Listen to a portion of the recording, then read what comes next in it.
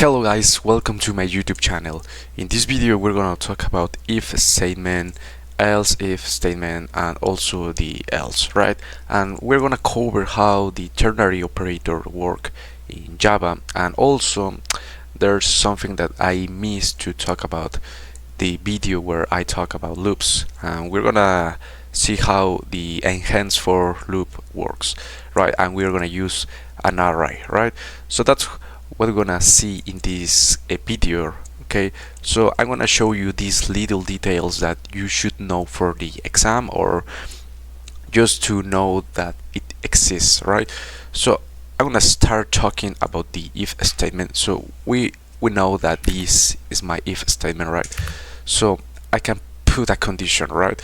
So inside of this parenthesis, maybe I can be able to put something like 1 is greater than 0, and this condition is true. So when this condition is true, I'm gonna enter to this if statement, and I'm gonna print whatever, or in this case I'm gonna do whatever is inside of these curly braces of my if statement, right? So I'm gonna print hello. But if this condition is false, I'm gonna use an else. I don't know why it's doing this. My ID, I'm gonna print something like bye. Right, so that's how it works. So if I just print this condition, this Java application is gonna print hello. Why? Because 1 is greater than 0. So this is the basic if else statement, right? So I'm gonna remove this quick. Okay, so now I'm gonna show you how the else if works, right? It's very simple, right? I'm gonna use the same example, 1 greater than 0, right? Curly braces, I'm gonna print hello. Else if, this is where it changes a little bit. So maybe I'm gonna say if this condition is true, I'm gonna do whatever is inside, and that's all that I'm gonna show in my output, right, of this code. So for this, I'm gonna say that if this condition is false, I'm gonna change 0 greater than 0, that's false. But over here, I'm gonna say that 1 is greater than 0, and that's okay. Inside of my else if this condition is not true, I want to print inside of my else statement, inside of my else, right? So what should print this? This condition is false, so Java is gonna look through this condition and it's gonna say, okay, this condition is true, so I'm gonna print inside of my else if. So if I run this inside of my else if, right? So this is very basic stuff. As you can see, I'm just talking about how it works. I'm not trying to use an example and try to implement this if, else if, and also else, right? I'm not doing that, right? So I hope that makes sense. I'm just trying to explain how this part of the conditionals works. Remember, if you wanna try to build an application or a program where you need to use these conditionals, it's very important to know how it works, right? And you can implement the way that you want. So I'm just, remember, if you see something like, okay, this is how it works, well, I'm just telling you how it works. I'm not trying to explain a program where you can use this. That's different. I'm gonna do that in the future, but this is not the video, right? I'm just explaining how it works. So we're gonna try to complex this piece of code, right? It's very simple, right? But what happens if now I wanna say, okay, this condition is gonna be true, this condition is gonna be also true. I wanna change the values, but inside, remember, I have two curly braces. So inside of these curly braces, I can do whatever I want, right? I can do a for loop, I can do anything. So we're gonna complex this. So before to do that, we're gonna nest if statements, okay? So what happened if this condition is true? Okay, if this condition is true, now I'm gonna check if this condition is also true. 2 greater than 0. Yes, this condition is true. So print, I'm gonna print something like 2 is greater than 0. So if this condition is true, I'm gonna print this sentence. But if this condition is not true, let's say 0 greater than 0, that's not true, I can use an else if, and over here put 2 greater than 0. If this condition is true, I want to say Bob, something like this. And over here I'm going to change, I'm going to print a name, just like that. And if this condition is not true, I can use an else and print Fred, something like this. So what's happening over here, I'm going to enter to this first if, the parent if, as you want to see like that. If this condition is true, yeah, it's true, I'm going to check this if, this nested if, and this if is false. So I'm going to check this condition is true. So I'm going to print this, and that's it.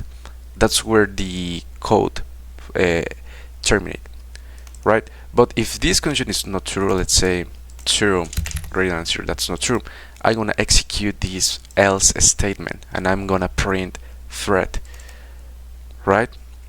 But what happens if this condition is also false?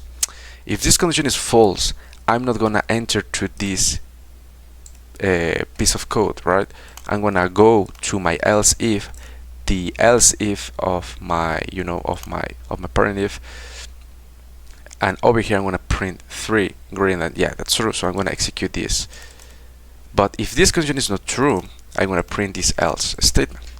So as you can see, I'm implementing more if statements, else if and else, right? But like I told you, I can do many things like this. Let's say that over here I'm gonna, yeah, this is true, this condition is false, but this condition is gonna be true. So inside of here I'm gonna do a for loop, and I wanna print 0, 1 and 2. So if I just print I'm gonna print I value at the first iteration is 0, the next one is 1, the next one is 2, but the next one, this condition is false. So I'm going to stop that. I'm going to stop in that position my I value, right? I'm going to print 0, 1 and 2. But I don't want this ln. I'm just going to print like this, just to print in just one line. If I run this, I'm going to print 0, 1, 2, right? That's how it works. You can implement so many things. You can call a function, right? For example, if I create a function, let's call this function public void something, and inside of something I'm gonna print inside of something method, right? So I need to use a reference to access this instance method. I'm gonna change that to a static. So maybe if this condition is not false, in this else statement, instead of print thread, I'm gonna call this static function. We cover how static keyword works. So if you haven't watched that video yet, you can go and watch that video first, right? And then come back. So over here I'm just gonna call this something function. As you can see, it works. So this condition is gonna be true, false, false, false, and I'm gonna execute this. So I'm gonna print inside of something method. So let's see what's the output. Yeah, it's correct. So as you can see, it's very basic stuff. There's no big deal over here. But in the future videos, I'm gonna talk about how you can, implement this into an exercise. When you wanna try to sell something, or you wanna try to verify an age, right? So for this example, this is everything. I'm just gonna, I forgot something. Maybe if I change this something method, let's pass an age, right? Let's validate age, something like this. So over here I can add more conditionals. So I can say if age, and over here I'm gonna pass an age, let's say age like this. So if age is greater than or equals to 18, print welcome,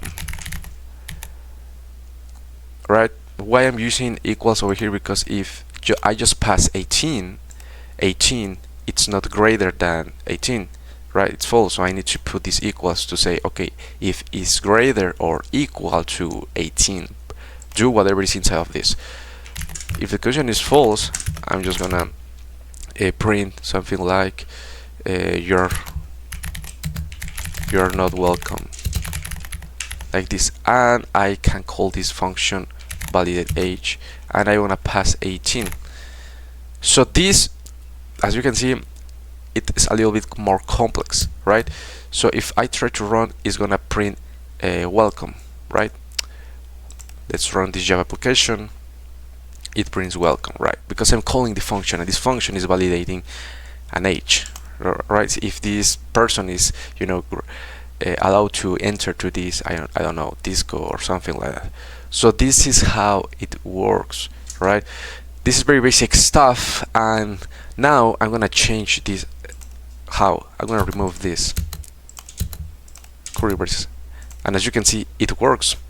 But I wanna try to do more ugly, awful.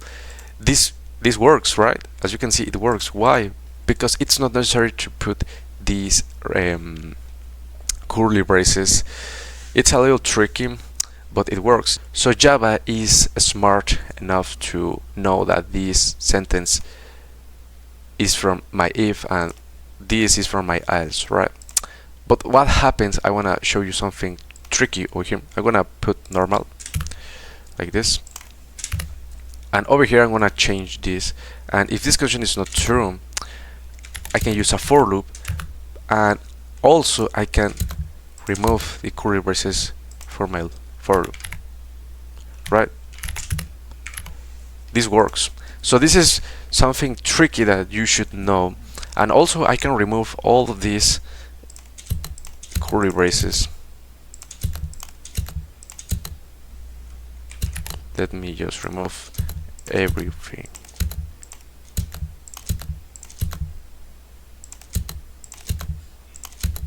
It works, right? It seems very like Python. I'm using the identity. I'm trying to. It seems like Python over here, but now I'm gonna, you know, pass another number, and I'm gonna check, and I'm gonna print this for loop. But there's a problem. What's the problem? Let me show you. It prints 1.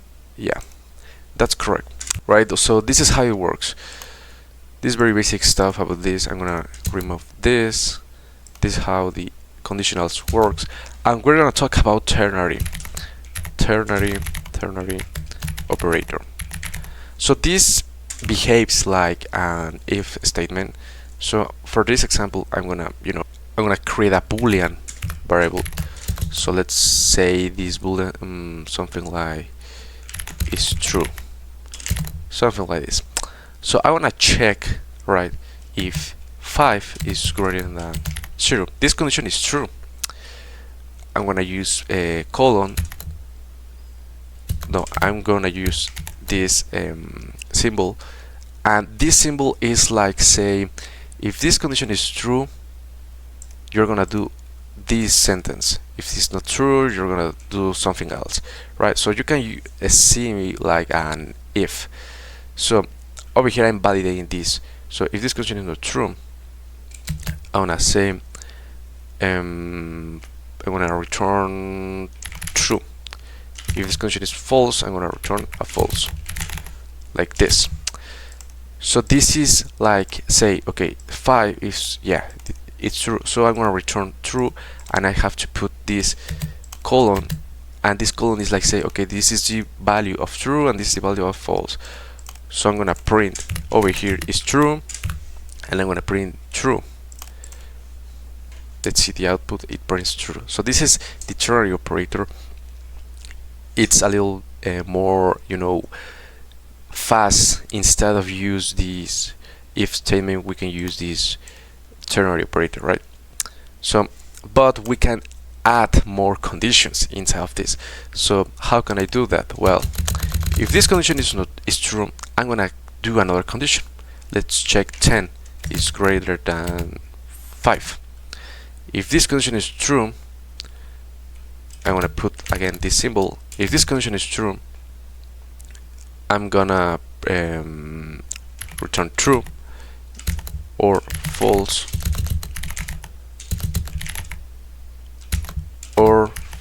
false.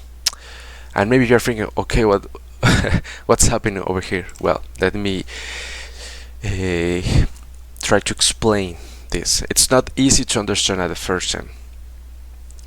Let me walk you through of this. Well, this condition is true. So because if this condition is true, I'm now go to this condition. This condition is true. So if this condition is true, I'm going to return true. If it's false, I'm going to return false. But if this condition is false, I'm going to skip all of this and I'm going to return false. So let's see first. I'm just going to say 0. So this condition is false, so I'm going to skip all this and I'm going to print false. Let's see the output.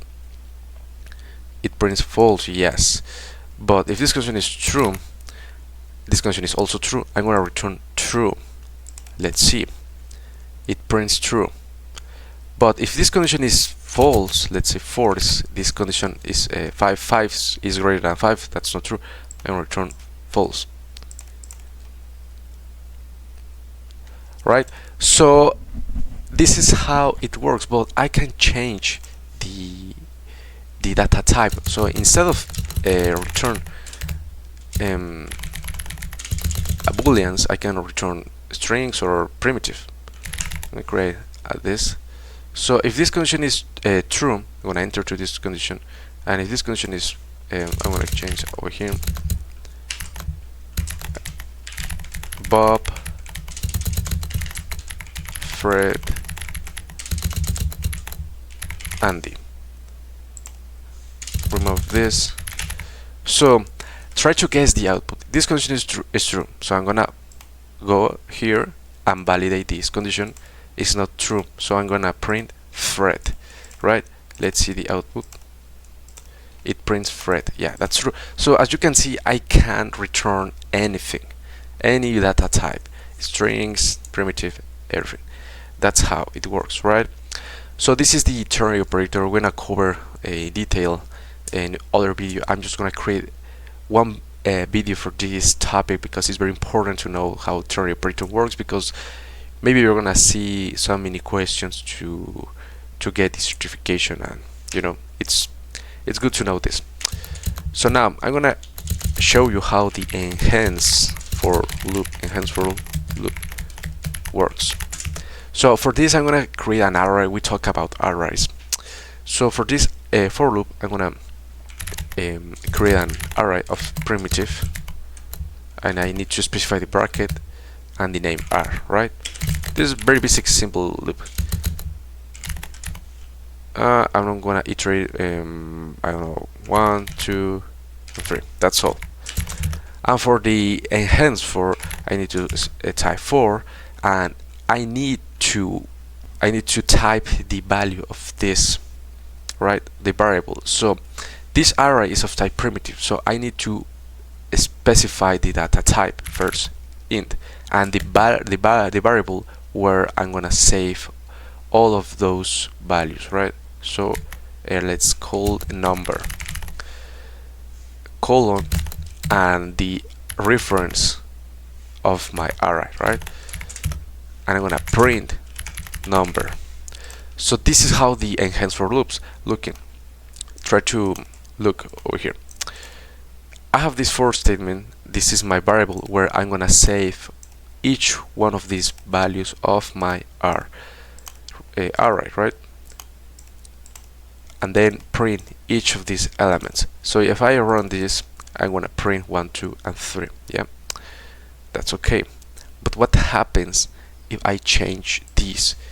Instead of 1, 2, I'm gonna create a bidimensional array like this. Let's say 4, 5, 6, and now I'm gonna create 7, 8, 9. Right? And over here I need to change this, or I can put over here. So it should work, right?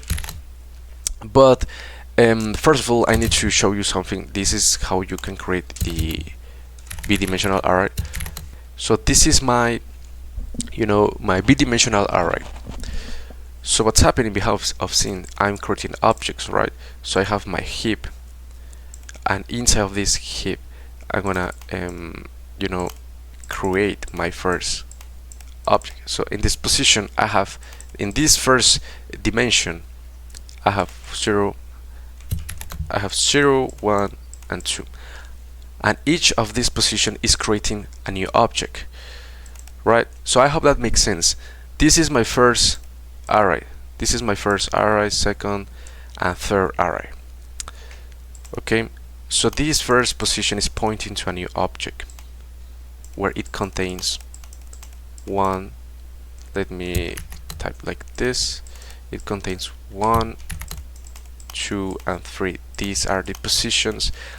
This happened for the same one position. I am creating a new object of type primitive, and also these objects that I'm creating over here, this one and this one, are one dimensional. So over here I'm printing 5, 4, 5 and 6, 0, 1 and 2, right? And the next one I'm creating a new object where I'm saving 7, 8 and 9, 0, 1 and 2. So as you can see, this is how this works, right? This is how the bidimensional array works. I'm creating objects, right? So I'm just trying to explain this, and you can see how it works behind of the scenes, right? So now I need to iterate over this bidimensional array. So I, first of all, the first iteration, I need to transform the data. That's something that it's not the correct way to do that, or to say that, but I need to transform the data into one-dimensional array, and then the first loop that I show you, right? So I need to specify over here arrays like this, and I'm gonna iterate over this, right? And now I'm gonna do int number r arrays,